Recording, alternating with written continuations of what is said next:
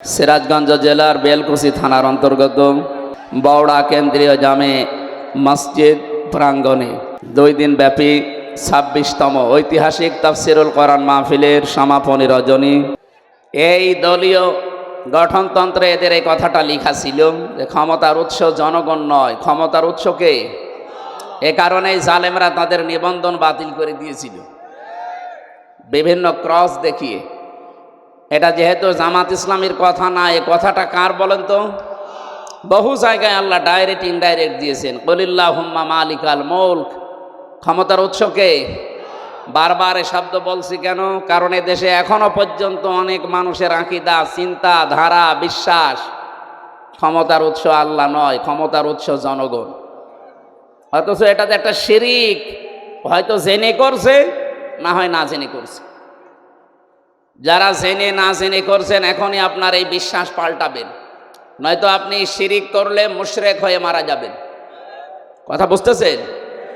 আল্লাহ যেটা পারে ওইটা অন্য কেউ পারে, এই বিশ্বাস করার নাম শিরিক। আর শিরিক যারা করে তারা মুশরিক।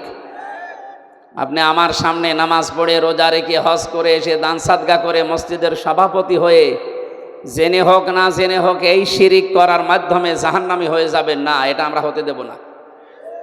যাদের আকীদা এইটা ছিল না যে ক্ষমতার উৎস জনগণ, এটা যারা বিশ্বাস করতো না, যারা বিশ্বাস করতো ক্ষমতার উৎস আল্লাহ, তাদেরকে যারা নিষিদ্ধ করেছিল মাত্র 5 দিনের ব্যবধানে আল্লাহ নিজে তাদেরকে নিষিদ্ধ করে দিয়েছে। তাদের একটা অঙ্গকে নিষিদ্ধ করা হয়েছে। তাদের এই অঙ্গ নিষিদ্ধ হওয়ার পেছনে 100 কারণ আছে। তাদেরকে বৈধতা দেওয়ার জন্য আজ যারা লাফাচ্ছেন, বিভিন্ন দরদ মাখা কথা বলছেন, আপনি একটা কারণ দেখাতে পারবেন যে তাদেরকে বৈধতা দেওয়া যায় না? আমার এই মোবাইলে আছে 100টা কারণ আমি দেখাতে পারবো। নিম্ন কারণ হচ্ছে তারা 100 মেয়েকে ধর্ষণ করার পরে মিষ্টি বিলিয়েছে। যাদেরকে নিষিদ্ধ করা হয়েছে এইটা তাদের জীবনে আছে না? এই কথা বলেন না কেন? যে 100টা মেয়েকে জাহাঙ্গীরনগর বিশ্ববিদ্যালয়ে ধর্ষণ করা হয়, ওগুলো হয় আমার মেয়ে না আমার বোন? এই কথা বলেন না কেন? এটা সর্বনিম্নটা গেল। বড়টা কোনটা? বড়টা তারা মুসলমান মনে করে, শিবির মনে করে বিশ্বজিৎকে মেরে ফেলেছে। আমার সাথে 3 বছর এক ঘরে ছিল সেই ছেলেটা, শাওন। আমি বললাম, ভাই আপনি এই কাজ করলেন কি করে? ও কিছু বলে নাই? হ্যাঁ বলেছিল। ওরে আমরা যখন কোপ দিচ্ছিলাম আমাকে বলেছে যে কিসের শিবির? আমি তো হাফ হাতাই না, আমি ফুল হাতা। তারপরও ওরে আমরা ছাড়ি নাই। ফুল হাতা বোঝেন?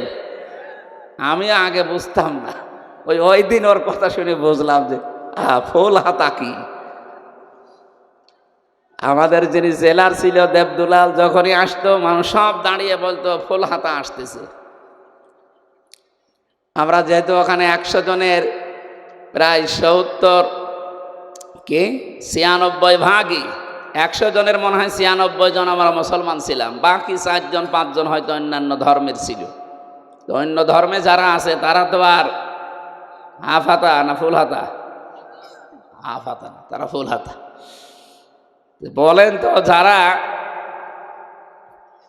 ফুল হাতা কেউ ছেড়ে দেয় না, শিবির মনে করে মেরে ফেলে, সেই জায়গায় তাদের অপরাধ আর কোথায় পৌঁছাবে? মানুষ হত্যা করলে 5টা অপরাধ আল্লাহ নিজে বলেন, আমা ইয়াকতুল মুমিনা মুতাআম্মিদান ফাজাযাউহু জাহান্নাম। প্রথম পুরস্কারই আল্লাহ তাকে দেবে জাহান্নামে। সুতরাং জুলাই আগস্টের গণহত্যার সাথে যারা জড়িত তারা তো 1টা 2টা না, 3732 জন মানুষ মেরে ফেলেছেন। কোনো কারণ দেখাতে পারবেন না যাদের এই কারণে মারলাম, না, বিনা কারণে। আদালত কর্তৃক কোনো, বিচারালয় কর্তৃক কোনো ফাঁসির রায় হয়েছিল এই 3732 জনের পক্ষে? না। কেন আপনি মেরে ফেললেন? যারা এর সাথে জড়িত, টপ টু বটন যেই হোক, হয় কেউ ডাইরেক্ট কেউ ইনডাইরেক্ট, প্রত্যেকের পুরস্কার আল্লাহ দেবেন জাহান্নামে। আমরা অনেকে এই মনে করে আসি যে যাবো না, 5 বছর থাকবো, জাহান্নামে যাওয়ার পর আবার বের করে দেবে আল্লাহ। পরের শব্দ দিয়েছেন খালিদান ফিহা, 2 দিন পরে বের হবা না, স্থায়ীভাবে থাকা লাগবে। এই খালিদান ফিহা স্থায়ীভাবে থাকা লাগবে কতদিন? এটা আর বলা নেই। বলেন তো, এটা আর বলা নেই। ফাঁসির যাদের রায় হয়, যে মানুষগুলো যাবজ্জীবন পায়, এ সর্বনিম্ন 30 বছর জেল খাটা লাগে, কাজকর্ম করে দিলে 22 বছর, এর নিচে নেই। 22 বছর আপনাকে খাটাই লাগবে। তাও তো একটা নির্দিষ্ট মেয়াদ আছে যে 22 বছর বা 30 বছর পরে আপনি বের হবেন। খালিদান ফিহার ভেতরে কিছুই নেই যে কবে আপনি বের হবেন। আরো কড়া কথা আছে এই খালিদান ফিহার পক্ষে, ইউরিদুনা আইয়াখরুজু মিনান নার ওমা হুম বিখারিজিনা মিনহা ওয়া লাহুম আযাবুম মুকিম। এই মানুষগুলো চেষ্টা চালাবে বের হওয়ার জাহান্নামের আগুন থেকে, আল্লাহ আবার ফিরিয়ে দেবেন। শুধু ফিরিয়ে দেবেন এতটুকুই আল্লাহ বলেননি, ওয়া লাহুম আযাবুম মুকিম, স্থায়ী আযাব দেবেন তাদের উপরে। বের হওয়ার চেষ্টা করলে আযাব বেড়ে যাবে। আফামান হাক্কা আলাইহি কালিমাতুল আযাব আফা আনতা তুনকিযু মান ফিন্নার। আমি আল্লাহ যাকে নির্ধারিত শাস্তি লিখে দিয়ে জাহান্নামে পাঠিয়ে দিয়েছি, হে নবী আপনি কি পারবেন ওকে জাহান্নামের আগুন থেকে বের করে নিয়ে আসতে? তার মানে এরকম অপরাধে যারা অপরাধী, বিশেষ করে 3টা, তার ভেতরে মানুষ হত্যা একটা, আরো 2টা আমি বাকি পরে বলবো। যারা মানুষ হত্যার সাথে জড়িত, সে যেই হোক, বিশ্বাস করেন কোরআনে কারিম জানাচ্ছে তাদেরকে স্থায়ীভাবে জাহান্নামে থাকা লাগবে। কোন বাবা, কোন পীর সাহেব আপনাকে বাঁচাতে পারবে না। আল্লাহ এতটুকু যদি শেষ করে দিতেন, তাও তো আমরা আয়াতটা অন্তত এ পর্যন্ত বলে শেষ করতাম। এর পরের শব্দগুলো আরো কঠিন। আল্লাহ পাক বলেন ওয়ালা আনাহু, আমি নিজে তাকে লানত দেব। আগাদিবাল্লাহু আলাইহি, আমি নিজে আল্লাহ তার উপরে রেগে থাকবো। ওয়া'আদ্দা লাহু আযাবাম মুহিনা, আযাবান আযীমা, যন্ত্রণাদায়ক শাস্তি আমি আল্লাহ তার জন্য রেডি করে রাখলাম। জোরে বলেন নাউযুবিল্লাহ। আমার আফসোস হয় তাদের জন্য যারা ইচ্ছাই হোক অনিচ্ছাই হোক এ মানুষ হত্যার সাথে যারা জড়িত ছিলেন। পৃথিবীর বিষয়টা বলছি এই কারণে, এখন এদের যদি বিচার করা না হয়, আগামীতে যারা চেয়ারে বসবে এরা আরো বেপরোয়া হবে। এই জন্য 165টার উপরে মামলা হয়েছে, যারা পালিয়ে গেছে 2 বোন একসাথে, তাদের নামে আমরা চাই যে ট্রাইব্যুনাল গঠন হয়েছে খুব তাড়াতাড়ি ডক্টর মোহাম্মদ ইউনূসের মাধ্যমে খুব তাড়াতাড়ি বিচারটা শেষ করেন। আগামী যারা দেশে আসবে ক্ষমতার চেয়ারে, তারা চিন্তা ভাবনা করে চেয়ার চালাবে। আর এটা যদি না হয়, এই হত্যা আপনি কিয়ামতের আগে আর বন্ধ করতে পারবেন না। কারণ মানুষ মনে করবে যে এরকম হয়। এই জন্য আমরা চাই দেশকে শান্তি, স্বস্তি, নিরাপত্তা দেওয়ার জন্য এদের বিচার খুব তাড়াতাড়ি করা হোক। কথা বলেন না কেন? যারা মানুষ হত্যার সাথে জড়িত ছিল না, তাদেরই হত্যার বিচার করে আপনি বিদায় করে দিলেন। আর যারা সরাসরি বিচার করার জন্য একেবারে উপযুক্ত, আপনি নিজের জ্ঞান থেকে একেবারে বিবেক দিয়ে বলেন, যাদের বিচার করা হয়েছিল মানুষ হত্যার দায়ে, ধর্ষণের দায়ে, সাক্ষী ছিল না, সোনা সাক্ষী ছিল। জন্ম নিয়েছে 75-এ, সাক্ষী দিয়েছে 71-এ, এরকম ছিল না? কিন্তু এখন যাদের বিচারের জন্য আন্তর্জাতিক অপরাধ ট্রাইব্যুনাল সাজানো হয়েছে, একটারও সোনা সাক্ষী লাগবে না, সব দেখা সাক্ষী। এমন হাজারো প্রমাণ হাতে নিয়ে ঘুরতেছে বাংলাদেশের বহু মানুষ। শুধু ডাকবেন, পিপিলিকার মতো চলে যাবে।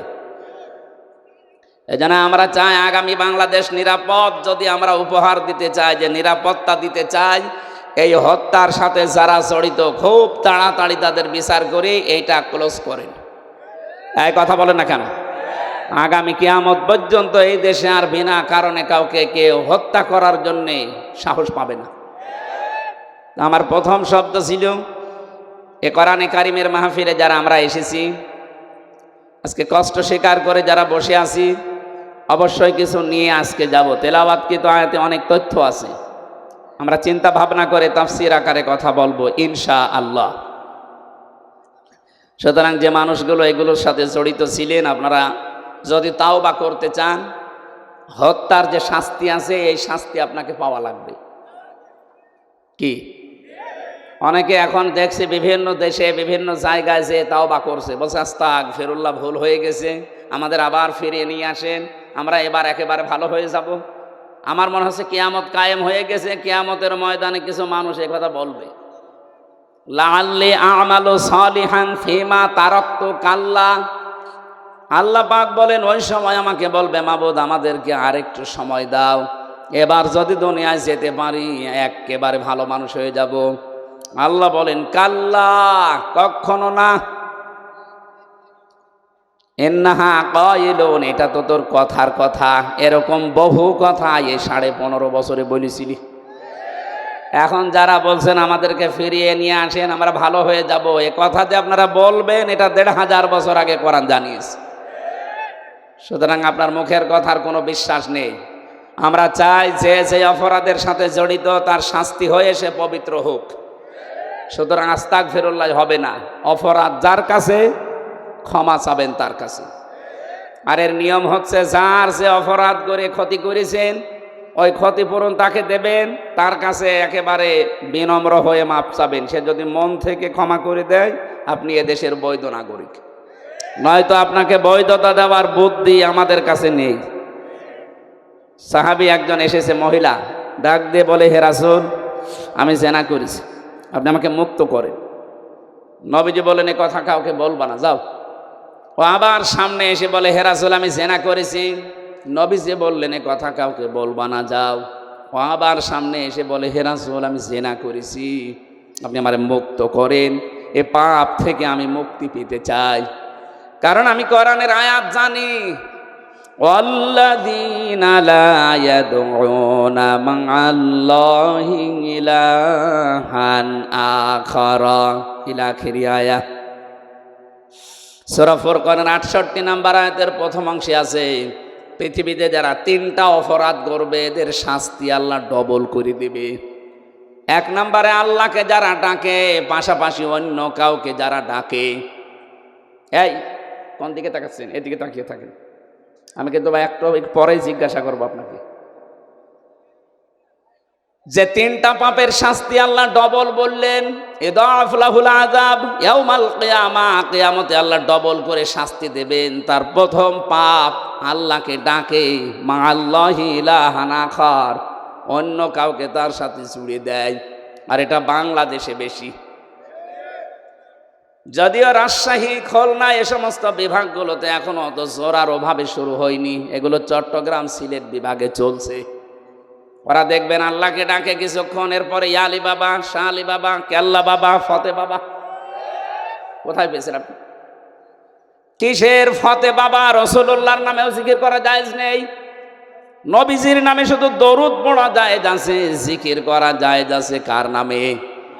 আরো জোরে বলেন, ওয়ালিল্লাহিল আসমাউল হুসনা ফাদউহু বিহা ওয়াযারুল্লাযীনা ইলহিদুনা ফি আসমাই। সূরা আরাফের 180 নম্বর আয়াতের প্রথম অংশে আছে আমার অনেক নাম আছে সুন্দর সুন্দর, যে নামে পারো ডাকো, কিন্তু সাবধান আমার নামকে ইলহাদ করবা না, পরিবর্ধন করে দিবা না, আমার নামকে উলট পালট করে ডাকবা না। এ ঘোষণা কার? এটা রেকর্ড হচ্ছে, সারা দেশে কালকে যাবে। আমি সবাইকে সামনে নিয়ে বলছি আজকে থেকে আল্লাহর সাথে অন্য কাউকে আপনি আর ডাকবেন না, সে যেই হোক। এতে যত বড় সুন্নি হোক, আপনাকে যদি বুঝ দেয় যে না এ বাবার মাধ্যমে ইসলাম পেয়েছি এই জন্য ডাকা লাগবে, কিসের বাবা? এ পৃথিবীতে ইসলাম এসেছে যার মাধ্যমে আমাদের নবী মুহাম্মদুর রাসূলুল্লাহ, তার নামেও তো জিকির করা জায়েজ নেই। আর আপনার বাবা? কোরআনে কারিমে আল্লাহ নিজে জানালেন আল্লাহর সাথে অন্য কাউকে যদি কেউ ডাকে তার শাস্তি হবে কয়টা? আরো জোরে। সুতরাং আমার যে তাহেরি ভাইয়ের মতো যেন আল্লাহ আল্লাহ করার পরে কেল্লা বাবা, ফতে বাবা জীবনও ডাকবেন না, ভ্রান্ত ধারণায় আছে তারা। এখন যদি বলেন ওনারা আয়াত পড়েনি, আয়াত তো আমিও পড়েছি। উনি এইভাবে যদি বুঝতেন যে মা'আল্লাহি ইলাহান আখারা, আল্লাহর সাথে অন্য কাউকে যারা ডাকবে তাদের শাস্তি হবে ডবল। যদি বানিয়ে বলি যারা আলেম আছে বলেন তো। দ্বিতীয় নম্বর তো এতক্ষণ বললাম যে মানুষ হত্যা করলে তার শাস্তি ডবল হয়। 3 নম্বরে ওয়ালা ইয়াজনুন, জেনা করা যাবে না। জেনা আছে না নেই দেশে? এখন এই যে যারা ধরা পড়ছে এগুলোর প্রকাশ্য ভিডিও অডিও চেনা সব প্রকাশ পেয়ে যাচ্ছে। আপনি চিন্তা করেন, 80 বছর 85 বছর বয়স, তার হাতের চেনা মুখের চেনা, বাকিটা নাই নাই বললাম। কোথায় নেমেছে তার চরিত্র বলেন তো? জেনা থেকে বাঁচার জন্য একটা ঔষধ বলছি, যেহেতু সবার জীবনে যৌবন আছে, আসতে পারে এরকম, আল্লাহ পাক নিজেই 2টা ঔষধ দিয়েছেন, আজকে থেকে আপনি প্রয়োগ করবেন। সূরা নূর 30 নম্বর আয়াত, লিল মুমিনিনা ইয়াগুযু মিন আবসারিহিম ওয়া ইয়াহফাযু ফুরুজাহুম যালিকা আযকা লাহুম ইন্নাল্লাহা খাবীরুম বিমা ইয়াসনাউন। আমি যুবক মানুষ, আমি সহ যত মানুষ এখানে আছি, এই শাস্তি কিন্তু ডবল হবে যদি জেনা আপনার জীবনে থাকে। 1 নম্বরে, হে নবী আপনি মুমিন না পুরুষদেরকে বলেন তারা যেন চক্ষুনি নিম্নগামী করে রাখে পরনারী থেকে। তাহলে আজকে থেকে ঔষধটা অ্যাপ্লাই করবেন। পরনারী দেখলেই চোখ নিম্নগামী হয়ে যাবে, সে যত সুন্দরী হোক আর কালো হোক। কথা বলেন না কেন? 2 নম্বর, ওয়াহফাযু ফুরুজাহুম, তাদের লজ্জা স্থানকে তারা যেন হেফাজত করে। এই 2টা কাজ যদি আপনি করতে পারেন, যালিকা আযকা লাহুম, এইটাই সবচাইতে পবিত্র পন্থা। আপনাকে বাকিটা আল্লাহ করবে। আমি সহ যারা আছি আজকে থেকে পরনারী, সে মোবাইলে দেখেন, কম্পিউটারে দেখেন আর চোখের সামনে দেখেন, যেখানেই দেখবেন চোখ নিম্নগামী হবে না, আরো খুলে রাখবেন। বলেন। সুতরাং এই মুহূর্তে যাদের মোবাইলে এরকম কিছু আছে যেটা দেখলে আনন্দ লাগে, অন্য কেউ দেখলে লজ্জা লাগে, এই মুহূর্তে ডিলিট করা লাগবে। এরকম কোন মহিলার ছবি, ড্যান্স, অর্ধ উলঙ্গ উলঙ্গ যে সিনেমাগুলো যা আছে, যার কাছে যা আছে, এই মুহূর্তে ডিলিট করেন। করেন করেন, তাড়াতাড়ি করেন। 30 সেকেন্ড সময় দিলাম, নেন। না না, ওয়াজ কিসের? ওয়াজ শুনতে এসেছে, এক্ষণে আমল করা শুরু করা লাগবে। করেন অন্তত এখন। যদি লজ্জায় কেউ নাও করেন, বাড়ি যাওয়ার সময়, বাড়ি যাওয়ার আগেই সব ডিলিট করে বাড়ি যাবেন। কারা কারা হাত তোলেন তো? এই দেখেন উল্টাপাল্টা লোক এখানে আছে, আমি জানি। এই যারা আছে বাড়ি যাওয়ার আগে এগুলো শেষ করে যাবে। জেনা থেকে বাঁচা, এটা আল্লাহর রহমত ছাড়া সম্ভব না। বিশেষ করে আমাদের যে জামানা চলছে এখন, তো প্রত্যেকটা জায়গা জেনা দিয়ে পরিপূর্ণ করে দিয়েছে। বিশেষ করে 15.5 বছরে যা করেছিল, কথা বলেন ঠিক কিনা? জাতিকে আমাদের বাঁচাতে হবে। আমি বলছিলাম, মেয়েটা ডাক দিয়ে বলে, হে রাসূল, আমি যেহেতু জেনা করে ফেলেছি, এখান থেকে যদি মুক্তি পেতে হয় তাহলে যে শাস্তি আছে আল্লাহর কোরআনের, ওইটা প্রয়োগ করেন। ওই শাস্তি যদি হয়ে যায়, দুনিয়াতে কোনো অপরাধের শাস্তি যদি হয়, ওই শাস্তির জন্য আল্লাহ কিয়ামতে আর বিচার সাজাবেন না, এসেই শেষ। আপনি যদি চুরি করেছেন, যদি হাত কেটে দেওয়া হয়, তাহলে কিয়ামতে এই বিচার আল্লাহ করবে না। মানুষ হত্যা করেছেন, দুনিয়ায় যদি আপনাকেও মেরে ফেলা হয় বা দিয়ত দিয়ে যদি আপনি পার পেয়ে যান, তাহলে আপনাকে কিয়ামতের দিন আল্লাহ আর বিচার করবে না। জেনা করেছেন, বিচার হয়ে যাক, কিয়ামতে আল্লাহ এই বিচার আর করবে না। তাহলে আমার প্রশ্ন হচ্ছে, যারা 15.5 বছরে জুলুম, অত্যাচার, নির্যাতন, গুণ, খুন, আয়না ঘরের সাথে যারা জড়িত, তারা এই অপরাধগুলো যদি মাফ করাতে চান, যার কাছে অপরাধ করেছেন তার কাছে স্বীকার করে ওর ক্ষতিপূরণ দিয়ে দেন। আমি কথা বোঝাতে পেরেছি? আপনি আয়না ঘরে রেখেছিলেন যাদেরকে, তাদের কাছে যেয়ে বলেন যে তোমার বিশাল ক্ষতি করে দিলাম। এই যে ব্যারিস্টার আমান আজমি সহ আমি 14 বছরের মানুষ ওখানে দেখেছি আছে। কেউ 5 বছর, 7 বছর, 8 বছর, 10 বছর, 14 বছর পড়ে আছে। এত বড় বড় নখ হয়ে গেছে, চুল দাড়ি গোপ, মনে হচ্ছে কেউ জঙ্গল থেকে বেরিয়ে আসতেছে। রিমান্ডে যখন আমার মাটির নিচে নিয়ে যেত, কিছু মানুষকে দেখেছি এই নখ দিয়ে খসিয়ে খসিয়ে ওই দেওয়ালের সাথে মাটির নিচে লিখে রেখেছে, ভাই যদি কেউ বাইরে যেতে পারেন তো এই নাম্বারে জানাবেন যে আমি বেঁচে আছি। আপনি টের পাচ্ছেন? একটা মানুষ 10 বছর 14 বছর জানে না যে কোন বছর চলছে, জানে না। এটা যে কি মাস তাও তার জানা নেই, কি বার তাও জানে না, কয়টা বাজে তা তো জানেই না। অথচ তার মাথার উপর দিয়ে গাড়ি ঘোড়া চলছে, মানুষ চলছে, হালকা আওয়াজ পাওয়া যেত। কি কঠিন ভয়ঙ্কর পরিস্থিতি, শুনলে আপনাদের ভয় লাগে। আর আমরা নিজে ফ্রেশ হয়েছিলাম মাত্র 10 দিন, আমি তাই পাগল হয়ে গেছি। আর একটা মানুষ 14 বছর আছে।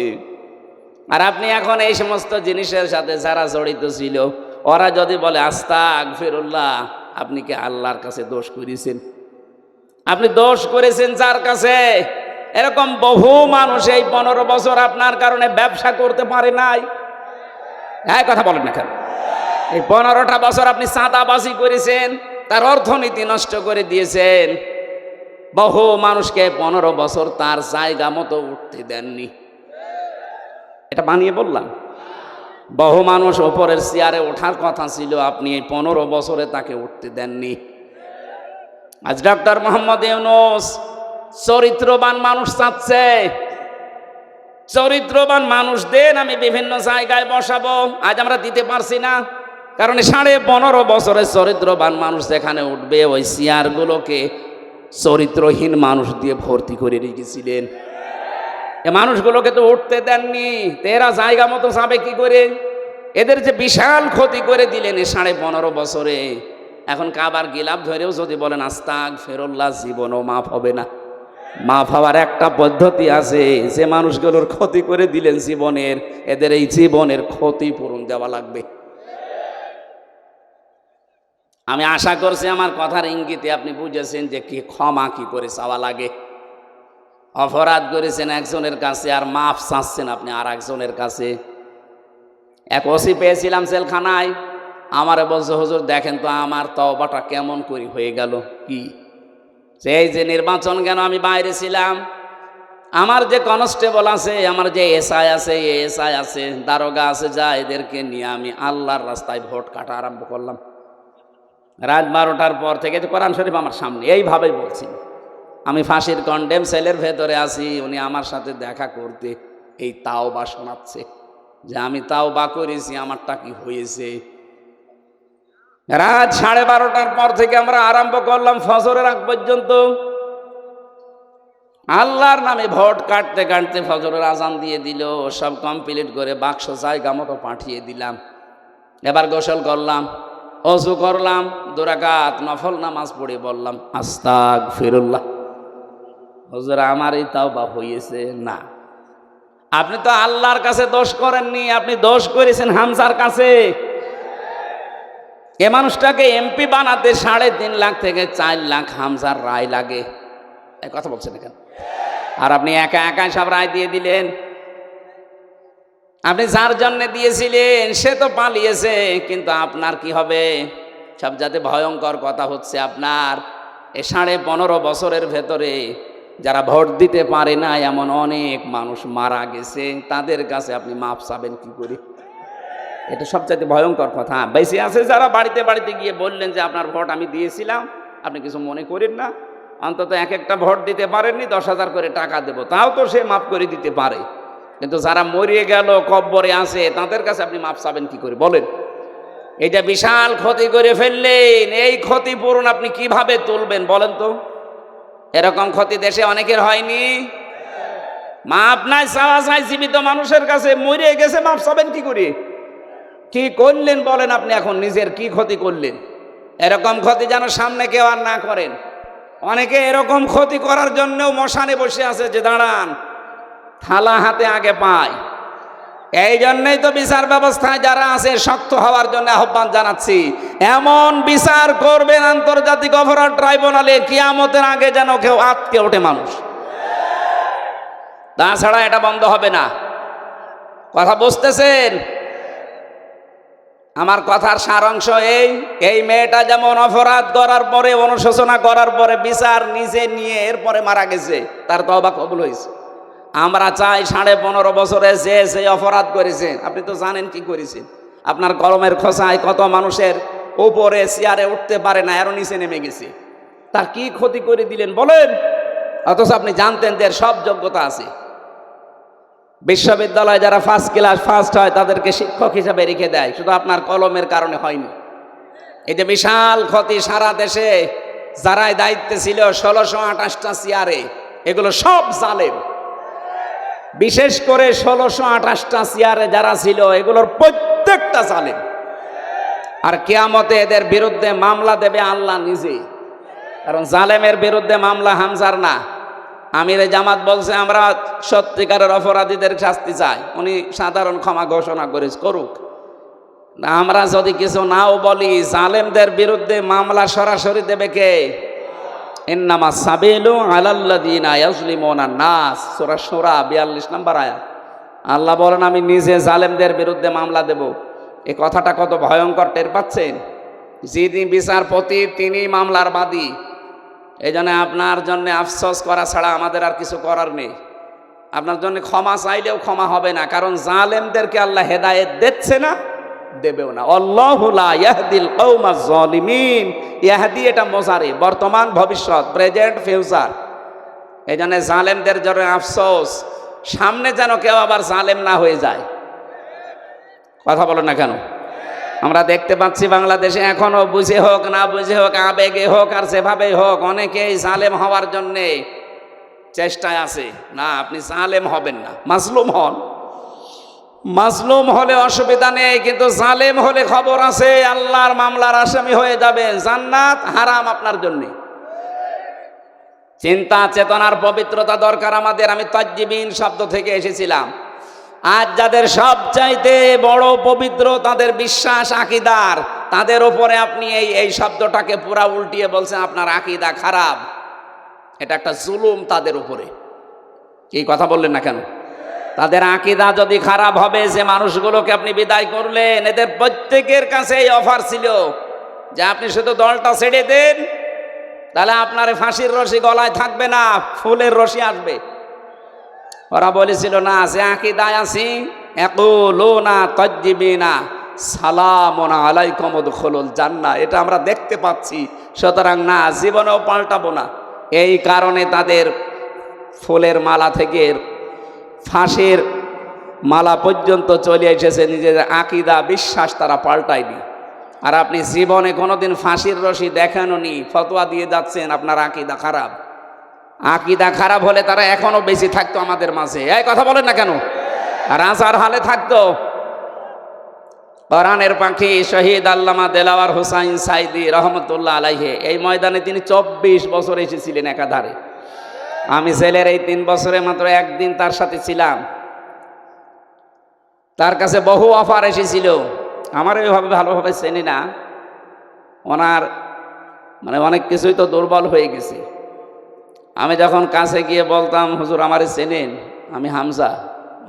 ওই যে বাশার আলামিন হামজা, তার মানে ওনার ছেলে শামীম সাইদি, মাসুদ সাইদি ভাই, কয়েকজনের নাম বলতো, যে এখন বাইরে এরা কথা বলছে, বাশার ভাই, আলামিন ভাই, হামজা ভাই।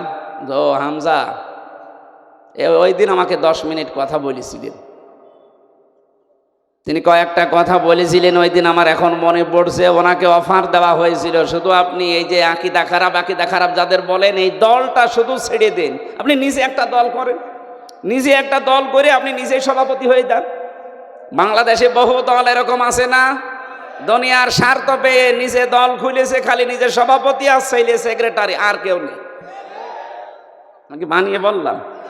এদেশে বহু দল এরকম আছে, শুধু নিজের সভাপতি আর ছেলে সেক্রেটারি। বাংলাদেশের একটা লোক নেই।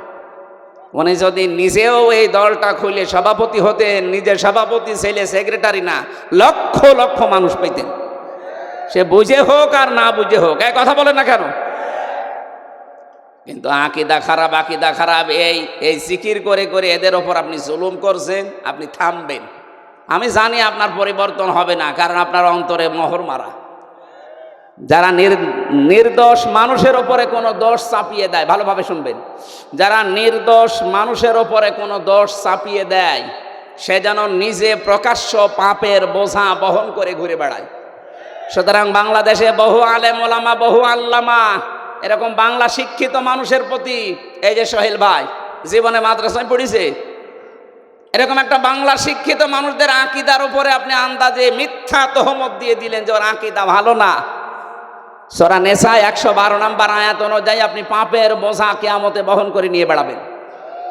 হ্যাঁ, দুনিয়াতে আল্লাহ শাস্তি আপনাকে দেবে, ওই ব্যবস্থা এখন আল্লাহ করছে না। তাই ইমাম আহমদ ইবনে হাম্বলের জামানায় আমরা দেখেছিলাম, কিতাবে পড়েছি, দুই মহিলা, একজন মারা যাওয়ার পরে আরেকজন এসে লাশ ধোয়াতে গিয়ে এই হাত আটকিয়ে গেছে তার রানের উপরে। কয়েক ঘন্টা পর্যন্ত আর নড়াচড়া নেই, হাত তুলতে পারে না। এলাকার যিনি ইমাম তাকে বলছে কি করা যায়। উনি গ্রাম্য মানুষ, ফতোয়া দিয়েছে এক কাজ করেন, জীবিত মানুষের হাত তো কাটা যাবে না, মেয়ে লোক যেটা মরে গেছে ওনার ওই জায়গায় চামড়া কেটে ফেলে। কিন্তু এমন জায়গা এই রানের উপরে, নাভির লিসে হাঁটুর উপরে, এই জায়গায় এই কাজ করলেও হতো। কিন্তু যিনি মারা গেছেন তার স্বামী বলছে না, আমার স্ত্রী মরে গেছে আর এখন চামড়া কাটবেন, মানে দরকার হয় জীবিত মানুষের হাত কেটে ফেলেন। জীবিত মানুষের স্বামী সে আচ্ছা কি বলেন, আমরা আসলাম উপকার করার জন্যে, আর এখন আমাদেরই আপনি ক্ষতি করবেন না। আমার স্ত্রী ভালো মানুষ, নেককার মানুষ, আমি আমার স্ত্রীর হাত কাটতে দেব না। আর একটু বড় ইমামের কাছে গেছে, আর একটু বড় জায়গায় গেছে, শেষ পর্যন্ত ওই দেশের প্রধান বিচারপতি ইমাম মালিক মদিনাতে থাকেন, তাকে ঘোড়ায় চড়ে প্রায় 80 কিলোমিটার দূরে এই ঘটনা নিয়ে আসলেন। ইমাম মালিক পর্দার আড়াল থেকে জিজ্ঞাসা করলেন, আমি ঘটনা বলার জন্য না, দুইটা শিক্ষা দেওয়ার জন্য, খুব খেয়াল করে শুনবেন, আমাদের এখানে বহু মানুষের এরকম গোনা হচ্ছে তাই বলছি। ইমাম মালিক জিজ্ঞাসা করলেন, মেয়ে কি করিস বলো। মেয়েটা বলে, ইমাম আমি কিচ্ছু করি নাই, আপনি আমাকে বাঁচান। ইমাম বলে, হ্যাঁ আমি বাঁচাতে পারি, যা যা হয়েছে তাই তাই তোমাকে সত্যি বলা লাগবে। বলে, হ্যাঁ আমি সব বলবো, বলো। আমি আসলাম বাড়ি থেকে, মেয়েটাকে চাদর দিয়ে চারদিকে ঘিরে নেওয়া আছে, তার প্রসাব পায়খানা পরিষ্কার করিয়ে আমি শুধু রানের উপরে হাত দেওয়ার সময় একটা মন্তব্য করেছিলাম। মন্তব্যটায় মারা যাওয়ার কিছুদিন আগে একটা পুরুষের সাথে বাড়িতে ঢুকতে দেখেছিলাম আমি, কিন্তু পুরুষটা কে এটা আমি ধারণায় আমার আসে নাই, চিন্তায় আসে নাই। পরবর্তীতে এই যে হাত লেগে যাওয়ার পর যখন সব দিকে হইচই পড়ে গেছে, তখন তার ছেলে আর স্বামীকে জিজ্ঞাসা করা হয়েছে যে এই কাজটা আমি করে ফেলেছি। আমি কিন্তু একটা ধারণা করেছিলাম এই মহিলার উপরে। কিছুদিন আগে, খুব বেশি হলো আজকে থেকে 7 দিন আগে, একটা পুরুষের সাথে তাকে আমি বাড়িতে প্রবেশ করতে দেখেছি। আমি ধারণা করেছিলাম তোমার উপরে তো ফিটফাট ভালোই লাগে, ভেতরে চরিত্র এত খারাপ এ পুরুষের সাথে, অথচ ওইটা ছিল তার আপন ভাইয়ের ছেলে। ভাইয়ের ছেলে, তার জন্য কি হয় বলেন তো, ফুফু কি হয়। 14 জন পুরুষের সাথে একজন মহিলার দেখা করা যায় যাচ্ছে, তার ভেতরে এইটা একটা। কথা বলেন না কেন? 14 জন পুরুষের সাথে একজন মহিলার দেখা করা যায় যাচ্ছে, তার ভেতরে এইটা একটা। নিজের আপন ভাইয়ের ছেলে, আপন বোনের ছেলে, এদের সাথে দেখা করা ফুফুর জন্যে, খালার জন্যে জায়েজ নেই? বলেন বলেন। তা আমি তো পর পুরুষ মনে করে আন্দাজে ধারণা করেছি, নিক্ষেপ করার কারণে আমার মনে হয় আল্লাহ হাত আটকিয়ে দিয়েছে। ইমাম মালিক বললেন, হ্যাঁ এটা আমি ধারণা করছি। কোরআনে কারিম এরকম একটা কথা আল্লাহ জানিয়েছেন, অমাইয়া কেসেবে খতিআতান আও ইসমাং সুম্মা ইয়ারমি বিহি বারিআন ফাকাদ হিতামালা বুহতানা ওয়া ইসমাম মুবিনা। দুনিয়াতে এমন বহু মানুষ আছে নিজে পাপ করে, নিজে অন্যায় করে, আর অন্যায়টা যখন সংগঠিত হয়ে যায় তখন একটা নিরপরাধ ভালো নির্দোষ মানুষের ওপরে দোষটা চাপিয়ে নিজে ভালো সাজে। সে যেন প্রকাশ্য পাপের বোঝা বহন করে নিয়ে বেড়াচ্ছে। আমার তো এই আয়াত পড়ার পরে মনে হচ্ছে বাংলাদেশে বিশেষ করে 15.5 বছরে বহু মানুষ এই আয়াতের সাথে 100 ভাগ মিলে যাচ্ছে। নিজে অন্যায় করে, নিজে রাতের বেলা গাছ কাটে, নিজে রাতের বেলা গাড়িতে আগুন লাগায়, আর ভালো মানুষের ওপরে দোষটা চাপিয়ে তাকে ধরিয়ে দেয়। এক কথা বলে না কেন? ভালো মানুষ ঘুমিয়ে আসি ঘরে, চোখ খুলে দেখছি থানার হাজতে, কি গো তুই গাছ কেটেছিস? কখন? স্বপ্নে। এক কথা বলছে না? এটা হয়েছে না বানিয়ে বললাম? কখন কাটলাম? আমি তো ঘরে ঘুমিয়েছিলাম, ওই ঘুমের ভেতরে স্বপ্নে। এই জন্য মামলা ওরকম স্বপ্নের মামলা, গায়েবী মামলা। এক একজনের নামে 300, 500, 550 পর্যন্ত মামলা দেখেছি। সত্যি মামলা হলে 5টার বেশি তো দিতে পারেন না। 550 মামলা কিভাবে দিলেন ওই স্বপ্নে? কি করিয়েছেন বলেন তো আপনি? 3 বছরে বহু মানুষ আমাকে এসে বলছে, হুজুর আমার মামলা 313টা। মনে হচ্ছে বদরের সাহাবীদের উনি পুষিয়ে ফেলেছে। ইমাম মালিক ডাক দিয়ে বললেন, আল্লাহর বান্দি, তুমি যে অপরাধ করেছো, এই যে আন্দাজে একটা নিরপরাধ মানুষের ওপরে এটা নিক্ষেপ করার কারণে তুমি পাপের বোঝা বহন করে এখন নিয়ে বেড়াচ্ছ, আল্লাহ আটকিয়েছে এই কারণে। হ্যাঁ, তোমাকে মুক্তি দিতে পারি, 2টা শর্ত মানা লাগবে। কোরআনে কারীম জানাচ্ছে, ওয়াল্লাযীনা ইয়ারমুনাল মুহসানাতি সুম্মা লাম ইয়াতু বিআরবা'াতি শুহাদা ফাজলিদুহুম সামানিনা জালদা সামানিনা জালদাতান ওয়ালা তাকবালু লাহুম শাহাদাতান আবাদা ওয়া উলাইকা হুমুল ফাসিকুন। সূরা নূরের 4 নম্বর আয়াতে আল্লাহ 2টা তথ্য দিয়েছেন।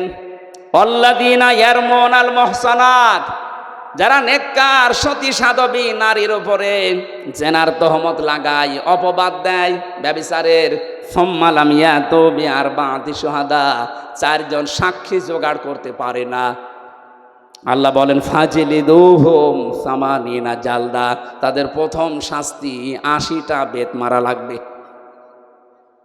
2 নম্বরে ওয়ালা তাকবালু লাহুম শাহাদাতান আবাদা, কখনো তাদের সাক্ষী আর এই দুনিয়ায় গ্রহণ করা হবে না।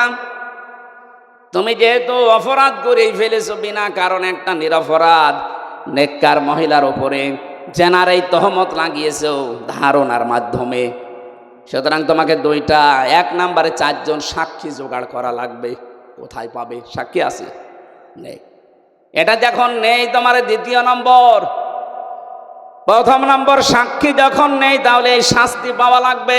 আর দুনিয়ায় যতদিন বেঁচে আছো কোনোদিন তোমার সাক্ষী গ্রহণ করা হবে না।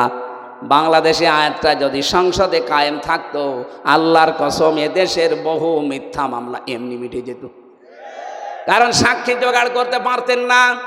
2 নম্বরে, যারা সাক্ষী ঠিক পর্যন্ত দিতে পারবে না, এ মানুষগুলোর কোনোদিন তাদের পক্ষে আর সাক্ষী দেওয়া বৈধ নেই, জায়েজ নেই, তাদের সাক্ষী আর গ্রহণ করা হতো না। আমার মামলার যারা আয়ু ছিল বলেন তো, এই কয়েকদিন আগে আমার মামলা সব খারিজ হয়ে গেছে, আদালত কর্তৃক প্রমাণিত যে আমি নির্দোষ, আমার কোনো দোষ নেই। তাহলে বিনা কারণে মামলার আয়ু থেকে যারা পালিয়েছে 2 বোন মিলে, ওনাদের পর্যন্ত এই মামলা শুনলাম একেবারে পর্যন্ত টপ টু বটন। যারা জড়িত এ মিথ্যা মামলা দিয়ে আমাকে 3টা বছর নষ্ট করে দিলেন জীবন থেকে। কথা বলেন না কেন?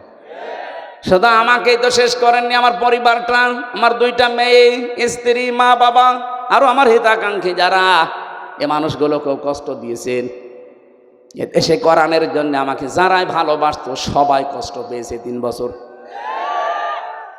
তাহলে এই কাজটা যারা করলেন, আপনি তো সাক্ষী একটা জোগাড় করতে পারেননি। যাদের নাম দিয়েছিলেন সাক্ষীতে, আগস্টের 5 তারিখের পরে তারা বলছে ওগুলো সাক্ষী না, আমরা দেব না, আমরা মানি না। টাকা পেয়েছিলেন, টাকা খেয়ে শোধ। সাক্ষী তারা তো দিল না, মামলা খারিজ হয়ে গেল। এমনকি ওই দিন আমি দেখেছি, আমি আদালতে নিজে দাঁড়িয়েছিলাম, জজ সাহেব এগুলো দেখার পরে বলছে, কি দেখে বিচার করবো, তো কোনো মাল নেই, যান, সব খারিজ করে দিলাম। মনে মনে বলছিলাম যে স্যার, এই 3 বছর তো মামলা আপনার কাছে ছিল, তখন তো বলেননি মাল নেই, হঠাৎ করে এখন বলছেন যে মাল নেই। উনি এই কথাই আমাকে বলতো, হুজুর কিছু করার নেই, হাত বাঁধা ছিল। কথা বলছেন এখন? এতদিন পর্যন্ত হাত বাঁধা ছিল, এই জন্যে কিছুই বলতে পারি না। এখন হাত খোলা আছে, যা আসবে এরকম কিছু পাইলে আমি খারিজ করে দেব। ওই দিন আমাদের একবারে 9 জনকে মামলা থেকে অব্যাহত দিয়ে দিয়েছে। আমরা চাই এদেশে শুধু একটা হাত খোলা ছিল আর বাকি সব হাত বাঁধা ছিল। এখন যেহেতু সব হাত খোলা আছে, এই জন্য কিছুটা ন্যায় বিচার পাওয়া যাচ্ছে। আগামীতে যারা আসবে এদেশে সবার হাত যেন আবু সাঈদের মতো এভাবে খোলা থাকে। হাত খোলা থাকলে ন্যায় বিচার পাওয়া যাবে। এই যে যারা আমার মামলার আয়ু থেকে শুরু করে যারা জড়িত, এই মানুষগুলোর সাক্ষী আর কোনোদিন গ্রহণ করা হবে না। আর নিরপরাধ মানুষের প্রতি জঙ্গি মামলা দিয়েছিলেন, যেটা আমি জানিই না। আপনি যদি আমাকে বলতেন যে এই শিবির করে, জামাত করে, তাও তো একটা মেনে নেওয়া যেত, তাও তো আমি এই সময় অ্যাক্টিভ ছিলাম না। আর আপনি আন্দাজে এমন মামলা দিলেন, জীবনের না আমি শুনিনি। যে যে অপরাধ করে না, ওই অপরাধে তাকে যদি কেউ অপরাধী মানায়, ওই অপরাধ যতদিন সে না করবে ততদিন তার মরণ হবে না। এই জন্য জঙ্গি নাটক যারা সাজিয়েছিলেন আজপিরান সবগুলো তারা এই জঙ্গি মামলারই আসামি। বিশেষ করে কাউন্টার টেরোরিজমের ওই সময় যিনি প্রধান ছিলেন, ওর নাম মনিরুল। এই জঙ্গি শব্দটাকে পুঁজি করে দেশে বহু মানুষকে মাটির নিচে নিয়েছে, বহু মানুষকে জীবিত অবস্থায় চান কবজ করে ফেলেছে। এটা যারা সাজিয়েছিলেন আজ দেখেন তারা এই মামলার আসামি। কোরআনের কথা যে কত বাস্তব, যে অপরাধ যে করে নাই তার উপরে যদি বিনা কারণে ওই দোষ কেউ চাপিয়ে দেয়, ওই দোষে আল্লাহ তাকে আগে দোষী করায়। এগুলো যারা জড়িত তাদেরকে আল্লাহ এই অপরাধী এখন বানাচ্ছে। আপনারা শিক্ষা নেবেন, আন্দাজে বিনা কারণে নিরপরাধ মানুষকে যেন উল্টা পাল্টা দোষ দেবেন না। কথা বলেন না কেন? এরপরও যদি কারো শিক্ষা না হয়, আমার মনে হয় ওর কপালে হেদায়াত আর নেই। তুমি যেহেতু সাক্ষী জোগাড় করতে পারো নাই, তোমার শাস্তি এখন হবে কি? 2 নম্বরে সামানিনা জালদা, 80টা বেত মারা হবে। জাল্লাদকে নিয়ে আসো। 80টা বেত চলছে, 79টা হয়ে গেছে, হাত খোলে না। জাল্লাদ বলে, ইমাম কি করবো, আর একটা বাকি আছে। ইমাম সাহেব বললেন, দাঁড়ান, আমি কোরআনের আয়াতে 100% বিশ্বাস করি। আল্লাহ পাক কোরআনে কারিমে জানিয়েছে, ওয়া তাম্মাত কালিমাতু রাব্বিকা সিদকাও ওয়া আদলা লা মুবাদদিলা লিকালিমাতি। আমি আল্লাহ কোরআনে যত কথা দিয়েছি সব সত্য। সব কি? আরো জোরে বলেন। 2 নম্বরে ইনসাফপূর্ণ। 3 নম্বরে কোনদিন আমার কোরআনের কথা কিয়ামত পর্যন্ত কোনো পরিবর্তন হবে না, রদ বদল হবে না।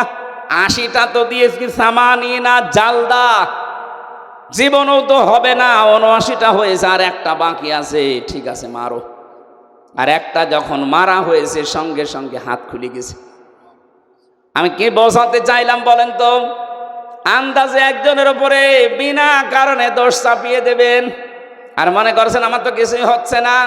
আপনি প্রকাশ্য পাপের বোঝা কিয়ামতে বহন করে নিয়ে বেড়াবেন। টের পাচ্ছেন কি বললাম?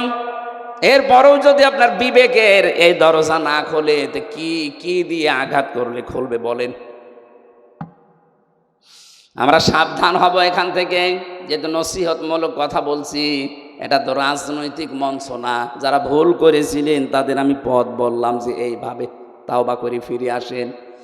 আল্লাহ এরপরও যদি কাউকে পথ না দেখায়, এ দোষ কার? আল্লাহর দোষ। কোরআনে কারীম জানিয়েছে, ইয়া আইয়ুহাল্লাযীনা আমানু ইজতানিবু কাসীরাম মিনাজ যন্নি ইন্না বা'দাজ যন্নি ইসমুন ওয়া লা তাজাসসু ওয়া লা ইয়াগতাব বা'দুকুম বা'দা আইয়ুহিব্বু আহাদুকুম আইয়াকুলা লাহমা আখিহি মাইতান ফাকারিহতুমু ইলা আখিরি আয়া। হে পৃথিবীর মানুষেরা, যারা ঈমানের দাবি করো তাদেরকে বলছি, আন্দাজে ধারণা করা থেকে বিরত থাকবা। আর এইটা করে করে আমাদের জীবনটাই 15.5 বছরে বিষিয়ে তুলেছিল। আন্দাজে ধারণা করত। এ ধারণা করা যে গোনার কাজ। তোমরা একে অন্যের পেছনে লেগে থাকবা না, এর কথা ওর কাছে লাগাবা না। এই যে দোষ চর্চা করা, মানুষের পেছনে লেগে থাকা, ফেসবুকে দেখতে পাচ্ছি এটা নিয়ে যুদ্ধ চলছে। এটা বন্ধ হওয়া দরকার। আপনি এমন এমন মানুষের পেছনে আন্দাজে দোষ চর্চা করেন, লেগে থাকেন, জানেন ওই লোকটার ভেতরের অবস্থা জানেন। আন্দাজে একটা মিথ্যা যে ছড়িয়ে দিলেন, আপনার কারণে ওর সম্মান নষ্ট হয়। কথা বলেন না কেন? এটা ফেসবুকে আজ দেখতে পাওয়া যাচ্ছে না? আন্দাজে একজন মানুষের পেছনে এমন লাগা লাগে মনে হয় ও সব জানে, অথচ ওর পেটে বোম মারবে ও কিছু বলতে পারবে না। আশা করছে এই গোনা থেকে আপনি মুক্ত হবেন এক্ষুনি। সঠিক না জেনে আন্দাজে কোনো কথা বলবেন না। আমি এর আগে কিছু বলে ফেলেছিলাম, আমি তওবা করে নিয়েছি। না, আমি মিথ্যা বলিনি, আমি ভুল তথ্য মিস্টেক হওয়ার কারণে বলে ফেলেছিলাম। তাও আমার নিজের কথা না, আমাকে বলা হয়েছিল, আমি যাচাই না করে বলেছিলাম। এই জন্য যাচাই না করে বললে যে ক্ষতি হয়ে যায় এটা আমি টের পেয়েছি। এই যে ফারুকের কথাটা বলেছিলাম, এটা আমার কথা না। বগুড়াতে ওই দিন স্টেজে ওঠার আগে কওমি মাদ্রাসার এক মহাতামিম, উনি আমাকে মোটরসাইকেলে নিয়ে যাচ্ছিলেন স্টেজে দিনের বেলায়। ওই সময় আমাকে ওঠার আগে বললেন যে কিছুক্ষণ আগে ফারুকি কট খেয়েছে আর আসিফ মাহমুদ স্যার ওই জায়গায় ইন হয়েছে। ওনার কথাটা আমি আসলে যাচাই করার সময় পাইনি, ওখানে আর 1.5-2 মিনিট পরে আমি স্টেজে। এই জন্য বলে ফেলেছিলাম, এটা ঠিক হয়নি। এরকম আরও যে তথ্যগুলো বিভ্রাটের কারণে যে যাচাই বাছাই না করে যেগুলো বলেছি ওগুলো আমি জাতির কাছে স্বীকার করছি, ক্ষমা চাচ্ছি। বাকি যেগুলো কোরআন হাদিস থেকে তথ্য দিয়েছি, একটা তথ্য আমার জানা মতে অন্তত ভুল হয়নি। জেনারেল কিছু কথা হয়তো গড়মিল হতে পারে, মিথ্যা না, মিস্টেক হতে পারে। মিথ্যা আমি বলিনি কোনো তথ্য। কোরআনে কারিম তো প্রশ্নই আসে না, হাদিসেরও প্রশ্ন আসে না।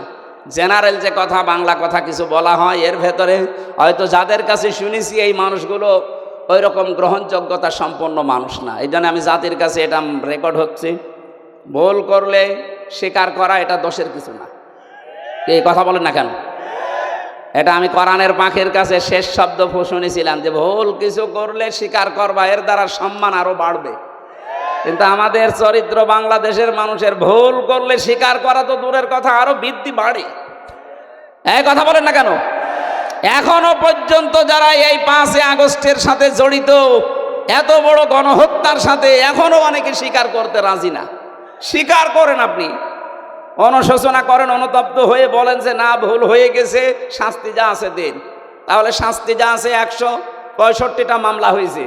আমার 2 মামলায় যদি 3 বছর হয়, 165টা মামলা তোমার তো মিথ্যা ছিল, আর আপনার জেনুইন মামলা। কথা বলেন না কেন? ডক্টর ইউনূস কয়েকদিন আগে ঘোষণা দেয়নি যে শুধু 5 আগস্টের বিচার না, 2006 থেকে 28 অক্টোবর থেকে শুরু করে 24-এর 5 আগস্ট পর্যন্ত যা হয়েছে সব বিচার আমরা করব। আর আমরা মামলা আমরা দেখতে পাচ্ছি এইভাবেই মামলা হয়েছে। সুতরাং 165টা মামলারও যদি 1.5 বছর করেও শাস্তি হয়, কতদিন হতে পারে আপনি বলেন? আমার মনে হয় আপনি কব্বরে চলে যাবেন, এরপরে আবার জীবিত হবেন, এরপরে আবার কব্বরে যাবেন। আমি মকিম গাজীকে পেয়েছিলাম জেলখানায়, বললাম ভাই কয় বছর আপনার জেল? বলছে 160 বছর। 160 বছর ওর জেল, ওর হায়াত আছে অতদিন, ও কব্বরে চলে যাবে না? আবার জীবিত হবে, আবার জেলে যাবে, তারপরও শোধ হবে কিনা আল্লাহ জানে। তা আপনি যা করেছেন যদি সত্যি অনুশোচনা আসে আপনার ভেতরে, আমি যেমন ভুল করেছিলাম আমি স্বীকার করলাম, আপনি ভুল করেছেন বলেন যে হ্যাঁ এই যে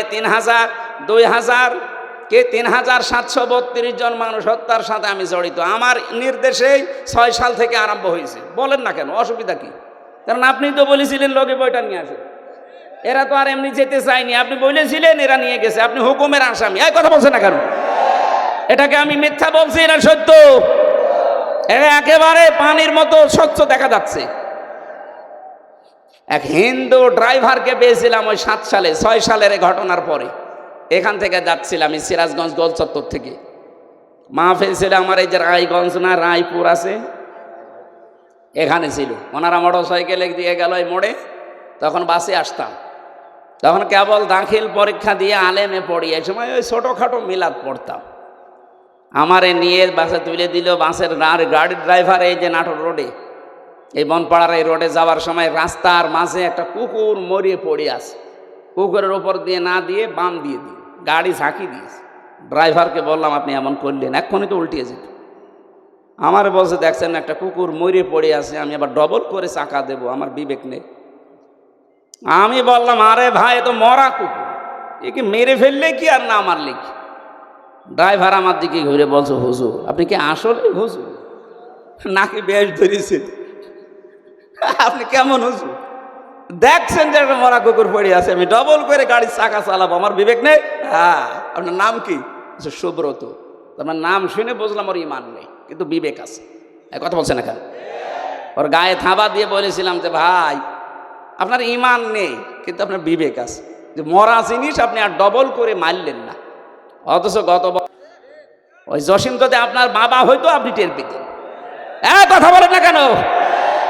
ওই জন্য যার কাছে যে অপরাধ আমরা করি তার কাছে যে স্বীকার করব, অনুশোচনা করব, অনুতপ্ত হব। এটা আমাদের আদি পিতা করেছিলেন, এই জন্য সে মাপ পেয়েছেন। শয়তান করে নাই, এই জন্য সে মাপও পায় না। হযরত আদম আলাইহিস সালাম বলেছিলেন রব্বানা যালামনা আনফুসানা, হে আল্লাহ আমার ভুল হয়ে গেছে, আমি জুলুম করে ফেলেছি, তুমি যদি আমার উপরে রহমত নাজিল না করো, আমাকে যদি মাফ না করো, তাহলে আমি ক্ষতিগ্রস্ত হয়ে যাব। অন্যায় করার পরে স্বীকার করা, আফসোস করা, অনুশোচনা করা, অনুতপ্ত হওয়া, এটা আদম আলাইহিস সালামের খাসলত। কথা বলেন না কেন? আর অন্যায় করার পরে স্বীকার না করে আর্গুমেন্ট পেশ করা শয়তানের খাসলত। ও বলেছিল আনা খায়রুম মিনহু খালাকতানি মিন নার ওয়া খালাকতাহু মিন তিন, যে আমি একে সেজদা দেব মানে আমি আগুনের তৈরি আর ওটা মাটির তৈরি। আমার ভেতরে পাওয়ার আছে, শক্তি আছে, আমি সব জ্বালিয়ে দিতে পারি। আর ও তো মাটি, ও পড়ে থাকে, ও তো ক্ষমতাই নেই। শয়তান অহংকার করেছিল ক্ষমতার, পাওয়ারের। কিসের? বলেন বলেন। তাহলে শয়তান যদি ক্ষমতার অহংকার করার কারণে আল্লাহর কাছে দুইটা জিনিস থেকে চিরবঞ্চিত হয়েছে, এক নম্বরে শয়তান কোনোদিন ক্ষমা পাবে না, দুই নম্বরে শয়তান কোনোদিন জান্নাত পাবে না। এই 15.5 বছরে যারা ক্ষমতার দম্ভ দেখিয়েছেন, যারা ক্ষমতার দম্ভ দেখিয়েছিলেন, বলেন তো এই শয়তানের সাথে মিলে যাচ্ছে কিনা? আমি কোরআনে কারিমে একটা আয়াত পেয়েছি, আল্লাহ পাক বলেন ফাতিলকা বুয়ুতুহুম খাওবিয়াতাম বিমা যালামু। আল্লাহ যেন হাত দিয়ে দেখাচ্ছে, হে নবী ওই যে ওই ঘরের দিকে তাকান, ফাতিলকা বুয়ুতুহুম খাওবিয়াতাম বিমা যালামু ইন্না ফি যালিকা লাআয়াতাল লিকাউমি ইয়ালামুন। এটা সূরা নমলের ভেতরে আছে, 52 নম্বর আয়াত। আপনি একটু তাকান না কেন? আমি হাত দিয়ে দেখাচ্ছি, ওই যে ওই ঘর, যেই ঘরে বসে জালেমরা দুর্বিসন্ধি করত। আজ সারা বাংলাদেশের 64 জেলার অবস্থা এক। যেখানে যেখানে জালেমরা দুর্বিসন্ধি করেছে ইসলামপন্থী মানুষদের বিরুদ্ধে, এ ঘরগুলো আজ আল্লাহ উজাড় গৃহ বানিয়ে দিয়েছে। আমার কুষ্টিয়ার খবর বলছি, সারা দেশের অবস্থায় কিন্তু একই। আপনি তাকান, এ ঘরগুলো আজ আল্লাহ মনে হচ্ছে হাত দিয়ে দেখাচ্ছে, ওই দেখ হানিফের ঘরের দিকে তাকা, টয়লেট বানিয়ে দিয়েছে, জাতীয় টয়লেট। আবু জাহেলের বাড়ি বানিয়েছিল আন্তর্জাতিক টয়লেট, এখানে তো আর আন্তর্জাতিক মানুষ আসে না, এই জন্য এটা বানিয়েছে জাতীয় টয়লেট। ইনোর বাড়ি বানিয়ে দিয়েছে জাতীয় টয়লেট। শুধু ওর বাড়ি না, ওর চেহারা পর্যন্ত মানুষ এখন পচা ডিম মারছে। এই কথা বলেন না কেন? এর চাইতে আল্লাহ কি দেখাবে আর বলেন তো? এটা তো কুষ্টিয়ার খবর বললাম, বাকি জেলাতে এর চাইতেও খারাপ অবস্থা, বিশেষ করে ঢাকা। এত জাঁকজমকপূর্ণ ছিল, কালকেই দেখলাম পেপারে, এত জাঁকজমকপূর্ণ ছিল যে জায়গাটা শুধু যেতে পারলে অনেকে চুমা খেত। সেই জায়গাটা এখন উজাড় গৃহ হয়ে গেছে। এই 3 মাসের ভেতরে সেই জায়গা মনে হচ্ছে শয়তান বাস করে। আপনি যেতে দেন এভাবে, আর কিছুদিন ওই জায়গাটাও আমার মনে হয় আবু জেহেলের বাড়ির মতো আন্তর্জাতিক টয়লেট হয়ে যেতে পারে। কাবা শরীফ যখন তাওয়াফ করছিলাম 16 সালে, হঠাৎ আমি ওপরে আসলাম, দেখে আমার পেটে ব্যথা করছে। এক পুলিশকে ডাক দিয়ে বললাম, ভাই আমি তো এতক্ষণ ভালোই ছিলাম, আমার নিজের ভাষা না ওর ভাষা দিয়ে, যে এখন আমার পেটে ব্যথা করছে, কারণ কি? পুলিশ আমারে বলছে ইয়া হাজি ওল হজ্জা তাই না বিলাদুকা। ও হাজি, দেশ কোথায়? যেহেতু মেন বাংলাদেশ, বাংলাদেশ থেকে এসেছি। আমার বলছে আপনি জানেন না এটা কোন জায়গা? না তো। তা আবু জাহেলের বাড়ি, আপনি এখনো পায়খানা না করে দাঁড়িয়ে আছেন, তাড়াতাড়ি করে। আল্লাহ সত্যি ওর কথা মতো সে কাজ করে দেখে আমার পেটের ব্যথা ভালো হয়ে গেছে। আমার তো মনে হচ্ছে এরকমই কিছু সামনে হতে যাচ্ছে, নাই তো আল্লাহ ফা তিলকা দিত না। তিলকার আগে ফা আছে, যারা আরবি গ্রামার বোঝে ওদের জিজ্ঞাসা করেন। বালাগাত মান থেকে ফা শব্দটা 13টা অর্থে ব্যবহার হয়। সত্যি যে সমস্ত ঘরে বসে দুর্বিসন্ধি হয়েছে জুলুম করার জন্য, ওই ঘরগুলো আল্লাহ বাস্তবে এভাবে দেখিয়েছে। ফা তিলকা বুয়ুতুহুম, বাইতুনের বহুবচন বুয়ুত, তার মানে এদেশে বহু ঘরে এরকম জুলুমের কথাবার্তা বলা হয়েছে, দুর্বিসন্ধি করা হয়েছে। এই আয়াতগুলো আমার মনে হয় সামনে আমাদেরকে আল্লাহ একেবারে খাপের খাপ মন্তাজের বাপ দেখাবে। এই কথা বলছে না কেন? আপনাকে রাগ হয়ে গেল? এই জন্য ধারণা থেকে বেঁচে থাকবেন, উল্টাপাল্টা ধারণা করবেন না কারো উপরে। যাদের উপরে আন্দাজে এরকম তহমত দিচ্ছেন যে আকিদা খারাপ, আকিদা খারাপ, ওদের আকিদা পবিত্র কত আপনি টের পাচ্ছেন। আমি নিজে কাছে থেকে দেখেছি এই মানুষের আকিদা, বিশ্বাস, এদের যে আল্লাহর উপরে তাওয়াক্কুল, এই মানুষগুলোর যে ইখলাস, কাছে না থাকলে দূর থেকে খালি ফতোয়াই দিয়ে যাবেন। 5 দিন থাকেন তার কাছে, তার ইবাদতের মাত্রা কি আপনি এখনো টের পাননি। আন্দাজে সারা পৃথিবীর মানুষের মহব্বত আল্লাহ তার অন্তরের ভেতরে, তার মহব্বত সারা পৃথিবীর সৃষ্টি জগতের ভেতরে এমনি ঢুকিয়ে দেয়, কাজ করা লাগে। এক কথা বলছে না কেন? তার মতো চেহারার মানুষ নেই দেশে। কই তাদের উপরে তো মানুষের ভালোবাসা মহব্বত তৈরি হয় না? তৈরি হয় কেন? ইন্নাল্লাযীনা আমানু ওয়া আমিলুস সালিহাতি সায়াজআলু লাহুমুর রহমানু ওয়ুদ্দা। যারা ঈমান আনে, ঈমানের দাবি অনুযায়ী যারা ভালো ভালো কাজের আঞ্জাম দেয়। এখানে সালেহ শব্দটা আছে। সালেহ মানে কি বলেন তো? আমরা অনেকেই মনে করি সালেহ মানে নেককার, ভালো না। শুধু এতটুকু না, আধুনিক ব্যাখ্যা হচ্ছে সালেহ মানে যোগ্য। সালেহ মানে কি?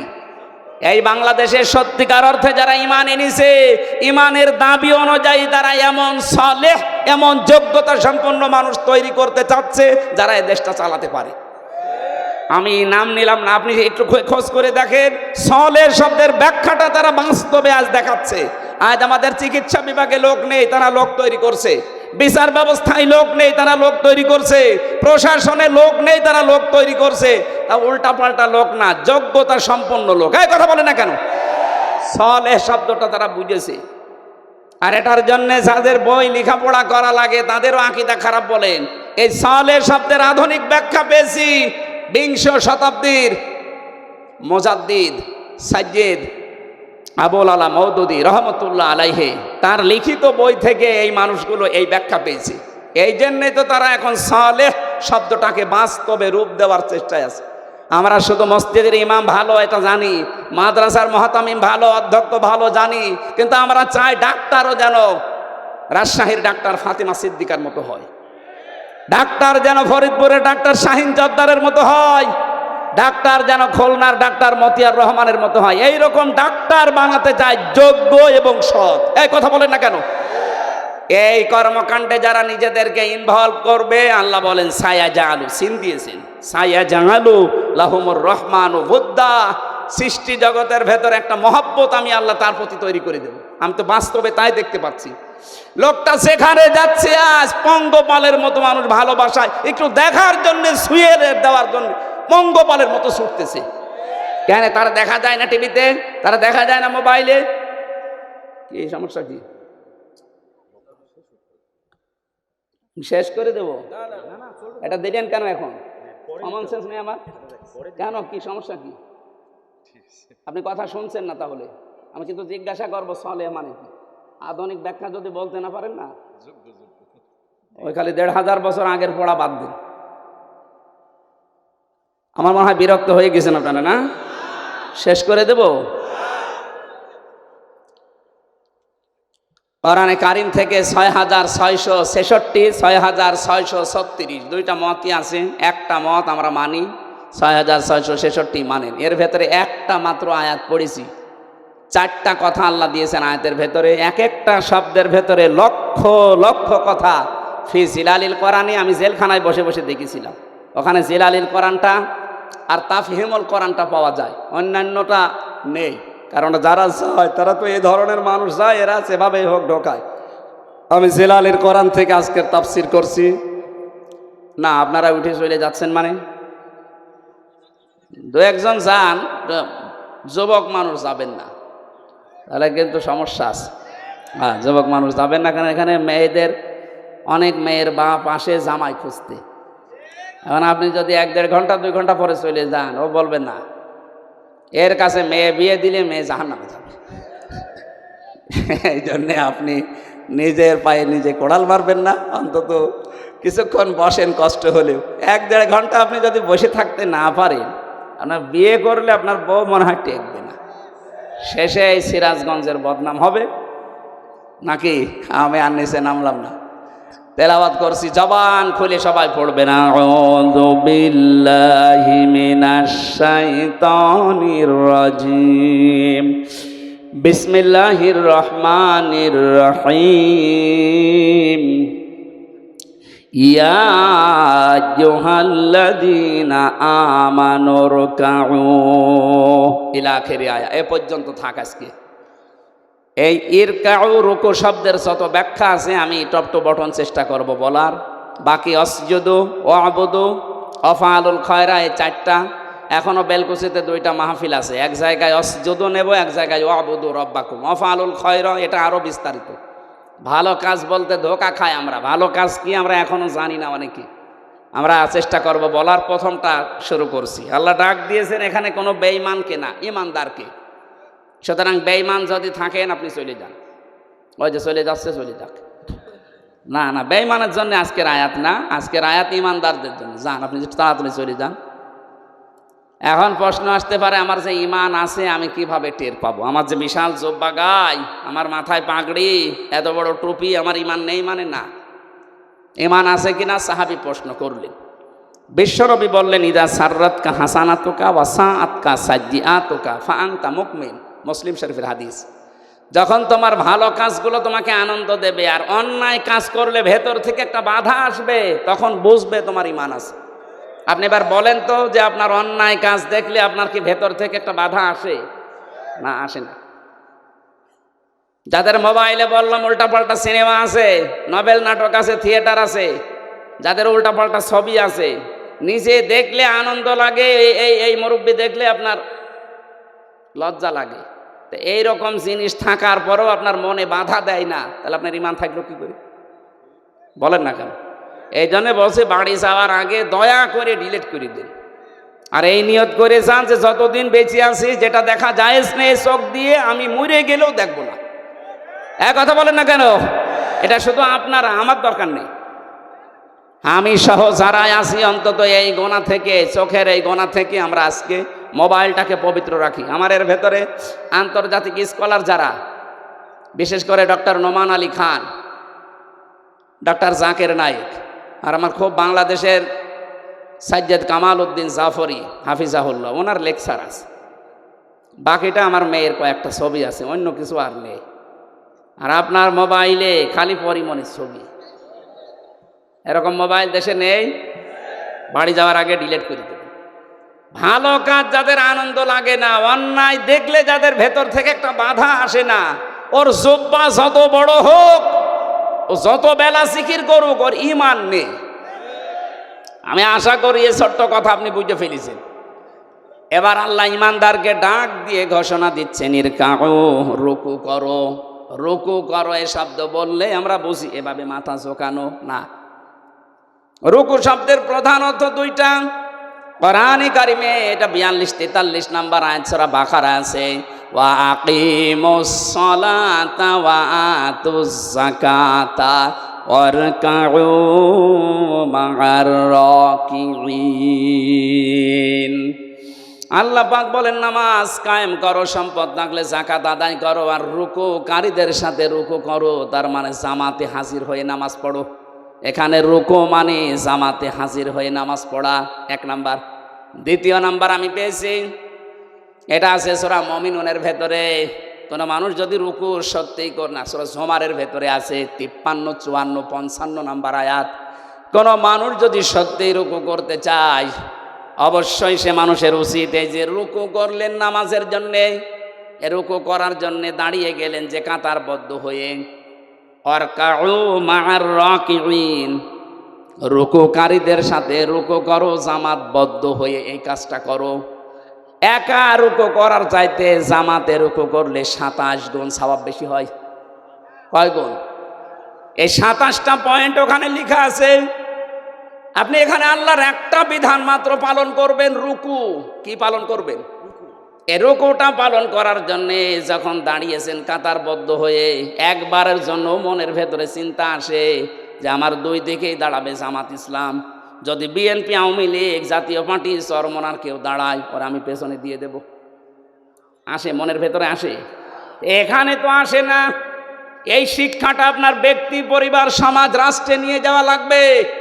এখানে আল্লাহর একটা বিধান পালন করার জন্য যেমন সবাই এক হয়ে গেছি, এখান থেকে বের হয়ে যে 27টা সওয়াব এমনি দেবে না, 27 গুণ সওয়াব এমনি পাওয়া যাবে না। 27টা শিক্ষা আল্লাহ দিতে চান। এই 27টা শিক্ষা আমার পরিবারের, সমাজে, রাষ্ট্রে আমি মিলাবো। এর নাম রুকু। এই রুকু যদি আজ বাংলাদেশে আমরা সত্যি মেনে চলতে পারতাম, 27 গুণ সওয়াবের জন্য যারা এই ফজরের নামাজে কষ্ট করে উঠে শীতের সময় যান, এই 53 বছর সময় লাগার কথা ছিল না। রুকুটা বুঝলে 53 বছর আগেই এই দেশের রুকু রাষ্ট্রীয়ভাবে কায়েম হয়ে যেত। আর ওইটাই চাই আমরা। রুকু শুধু নিজে নিজে করবেন মানে জামাতবদ্ধ হয়ে রুকু করেন, পরিবার, সমাজ, রাষ্ট্রে সব জায়গায় আল্লাহর রুকু আপনি কায়েম করবেন। কোরআন পড়ার যে সমস্ত হকগুলো আছে তার ভেতরে দ্বিতীয় হক এইটা, মান ক্বারাআল কুরআনা ফাস্তাযহারাহু, যে ব্যক্তি কোরআন পড়ে আর কোরআনকে যারা বিজয়ী করার জন্য চেষ্টা চালায়। এজহার মানে শুধু প্রকাশ করা না, এজহার মানে শুধু স্পষ্ট করা না, এজহার মানে দাঁড় করানো, এজহার মানে কায়েম করা, এজহার মানে প্রতিষ্ঠা করা, এজহার মানে বিজয়ী করে দেখানো। 53 বছরে আজও আমরা এ রুকু করতে আসি, কিন্তু কোরআনে কারিমকে আজও বিজয়ী করতে পারিনি। কথা বলেন না কেন? এটা অনেকে রাজনীতি মনে করে আপনি দূরে থাকেন। কোন কারণে থাকেন আমি খুঁজে পাইনি। কোরআন পড়ছে সওয়াবের নিয়তি, অথচ কোরআনকে এজহার করার জন্য, বিজয় করার কোনো চিন্তা ভাবনা নেই। এগুলো বোঝাতে গেলেও বলে হুজুর এটা দুনিয়ার কাজ, রাজনীতি। এটা রাজনীতি হয় কি করে? ফাস্তাযহারাহু শব্দটা যারা বোঝে, অভিধান যারা বোঝে, আধুনিক অভিধান বেত্তা যারা লিখছে যে ফাস্তাযহারাহু মানে কোরআনকে যারা বিজয় করার চেষ্টা চালাবে, এই মানুষগুলো কোরআন পড়লে যে 4টা শর্ত আছে তাদের দ্বারাই আদায় হবে। কোরআন পড়তে হবে শুদ্ধ করে, কোরআন বুঝতে হবে, কোরআন নিজে মানতে হবে। 4 নাম্বার, কোরআন মানুষকে মানাতে হবে। এই জন্য আমরা যারা রুকু, আল্লাহর নির্দেশ, রুকু করতে চাই, এখন থেকে রুকু করলে যেহেতু 27 গুণ সওয়াব হয়, রুকুকারীদের সাথে রুকু করলে এই 27 গুণ সওয়াব নিতে হলে পরিবার, সমাজ, রাষ্ট্রে 27টা শিক্ষা মেলানোর দরকার আছে না নেই? পরিবারের শিক্ষা কি রুকুর? সম্মানিত মা বোন যারা এসেছেন, দেখলাম বহু মহিলা বসে আছে বিভিন্ন জায়গায়। মা বোনদের রুকু হচ্ছে শুধুমাত্র মাজা ঝুঁকিয়ে না, এটাই শেষ না। আপনি 4টা কাজ করবেন দুনিয়াতে: নামাজ পড়া, রোজা রাখা, আর কালো বোরকা পরলেই মনে করছেন আমি জান্নাত পেয়ে গেছি। জীবনও না। নেককার, সৎ, যোগ্য মহিলা জান্নাতের জন্য, যোগ্যতা সম্পন্ন হওয়ার জন্য 4টা কাজ করা লাগবে। তিরমিজি শরীফ। 1 নম্বরে ইদা নাজারা ইলাইহা সাররাতুহু, যখন আপনার স্বামী বাইরে থেকে এসে আপনার দিকে তাকাবে, স্বামীকে আনন্দ দেবেন। কথা বুঝতেছেন? এই শব্দটা আজ বাংলাদেশে নেই। স্বামী বাইরে থেকে এসে পরিবারে আনন্দ পায় না, এই জন্যেই বাধ্য হয়ে পরকীয়া প্রেম করে। দেখলেন? হ্যাঁ, এরা যে পায় না পরকীয়া প্রেম করে। সম্মানিতা মা বোনেরা, কার স্বামী জি বলেছে আপনি শুনতে পেয়েছেন? আজকে থেকে একটু বাড়িয়ে দেবেন আদরটা। 2 নম্বরে ওয়াইদা গাবা আনহা হাফিজাতুহু, স্বামী যখন বাইরে যাবে তখন স্বামীর সম্পদ, স্বামীর সন্তান, নিজের ইজ্জত, সতীত্ব, নিজের লজ্জাস্থান, শরীর, এগুলো হেফাজত করে রাখবেন। অথচ অধিকাংশ মেয়েরা এখন স্বামী বাইরে গেলে দিন পায়। কথা বলে না কেন? মেয়েরা মোবাইলেও যদি কথা বলে, কোন ধাঁচে কথা বলবে আল্লাহ কোরআনে দিয়েছেন। সূরা আহজাবের 32 নম্বর আয়াতে আছে, ইয়া নিসান নাবিয়্যি লাস্তুন্না কা আহাদিম মিনান নিসাই ইনিত্তাকাইতুন্না ফালা তাখদা'না বিল কওলি ফায়াতমা'আল্লাযী ফী কলবিহি মারাদু ওয়া কুলনা কাওলাম মা'রুফা। এটা তাফসীরে খাজেনে আছে। আমি যা বলছি অধিকাংশ ফি জিলালিল কোরআন থেকে, আর এইটা আছে তাফসীরে খাজেনে। আল্লাহ ডাক দিয়েছেন, হে নবীর স্ত্রীরা, পর্দার আড়াল থেকে। তখন নাই পর্দার আড়াল থেকে, কিন্তু এখন অর্থ হবে মোবাইলে, ফ্যাক্সে, ফোনে। যদি আপনি ফোনে কারোর সাথে কথা বলেন, কথা বলবেন সত্য কথা, মিথ্যা বলবেন না, কিন্তু ভাষা হবে রুক্ষ সূক্ষ্ম। গরম দিয়ে এমন ভাবে কথা বলবেন ওই পারে যে আছে ওর মনের ভেতরে যদি গুড়ও থাকে ওই এমনি তো অবাক করে নেবে। কথা বলে না কেন? 14 জন পুরুষ বাদ দিয়ে 14 জন পুরুষ যাদের সাথে আপনার বিবাহ করা হারাম, আপনার আপন ভাই, আপনার বাবা, আপনার বোনের ছেলে, আপনার ভাইয়ের ছেলে, আমি কথা বোঝাতে পেরেছি কিনা বলেন? এই 14 জন আছে সূরা নিসার 21-22 নম্বর আয়াতের তাফসিরে পাবেন। এই 14 জন পুরুষ মানুষ বাদ দিয়ে যদি কাবার ইমাম আব্দুর রহমান সুদাইসিও কল দেয়, আপনি কথা বলবেন সঠিক কথা, কিন্তু ভাষা এমন করবেন, কথা বুঝতেছেন? বলেন তো স্বামী বাইরে গেলে এরকম করে মেয়েরা, আরো দিন পেয়েছে এমন কায়দায় কথা বলে ওই পাশে যে আছে ও মনে করে কাজ হচ্ছে। 2 দিন 5 দিন 1 মাস 2 মাস পরে দেখা যাচ্ছে 2-3 সন্তানের মাকে নিয়ে উনি আল্লাহর রাস্তায় পালিয়ে গেছে। না, এটা করা যাবে না। 3 নাম্বারটা বলার জন্য আমি রুকুর ব্যাখ্যায় হাদিসটা নিয়ে এসেছি। তাই ভালো করে শোনেন। অতুইনু আলা দীনি যাওজাতিহা, আপনার স্বামী যদি দিনের কাজ করে, দিন প্রতিষ্ঠার কাজ করে, মানবতার পক্ষে কাজ করে, স্বামীকে সময় দেবেন, স্বামীকে ছাড় দেবেন, স্বামীকে উদ্বুদ্ধ করবেন। কিন্তু অধিকাংশ মেয়েরা এই লাইনে নেই। ওর স্বামী দিনের একামতে দিনের কাজ করে, দিন প্রচারে কাজ করে, মানবতার সেবা করে, ও আরও বাধা দেয়। আপনি নামাজ পড়ে রোজা রেখে কালো বোরকা পরেও জান্নাত যেতে পারবেন না। 4 নাম্বারটা হচ্ছে স্বামী যেটা পছন্দ করে ওটা যদি জায়েজ হয়, জীবন থাকতে আপনাকে ওইটা মেনে নেওয়া লাগবে। আমি স্বামী, যত স্বামী এখানে আছে প্রত্যেকটা স্বামী আমরা চাই বিয়ের পরে যেন আমাদের মা বাবা আমাদের সাথে থাকে।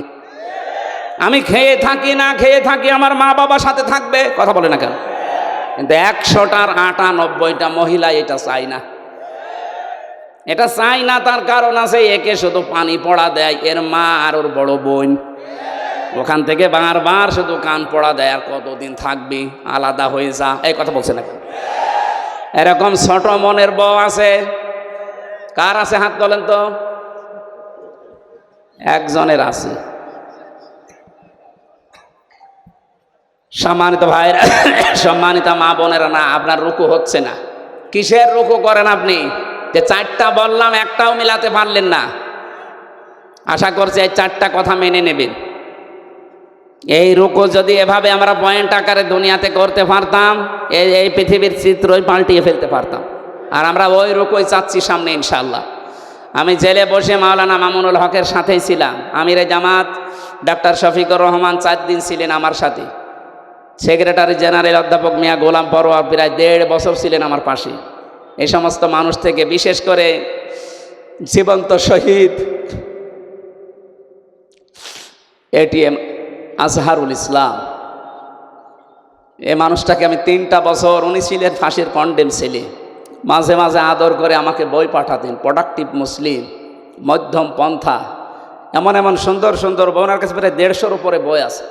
আমাকে বলতেন, হামজা আমি তো বাইরে যেতে পারি না, তুমি যদি যেতে পারো এই কথাগুলো জাতিকে পড়ে পড়ে শোনাবা।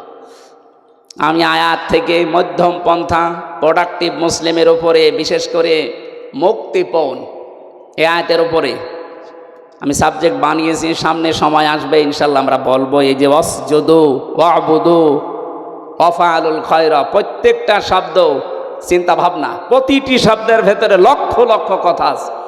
আমরা তাফসীর আকারে আবার সামনে কথা বলবো। আজকে তো মাহফিল 3টা চলছে, আমার শরীরও আর পারছে না, আর প্রায় 1.5 ঘন্টা হয়ে গেছে।